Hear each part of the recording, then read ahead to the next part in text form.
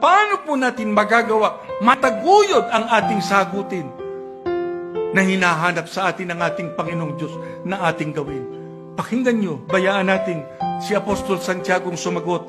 Pakinggan nyo sa 1, 2 hanggang 4, ganito ang kanyang itinuturo sa atin. Mga mahal na kapatid, kapag dumating sa inyo ang mga bagabag, ituring ninyo yon na isang pagkakataon para sa dakilang kagalakan. Isipin niyo yan, mga kapatid.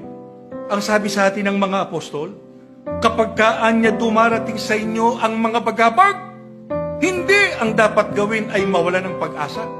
Hindi ang dapat gawin ay umurong, o kaya ay tumalikod, o kaya ay bumitiw. Anong sabi sa atin ni Apostol Santiago?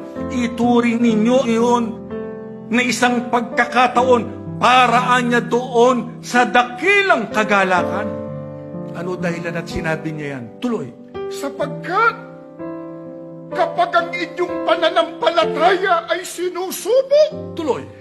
ang inyong katatagan ay may pagkakataong lumago. Sa makatwid, ang kinakailangan sa atin, kung dumadaan tayo sa pagsubok, mayroong mga pagabag sa ating buhay, yung ating pananampalataya, lalong maging Matatag. matatag.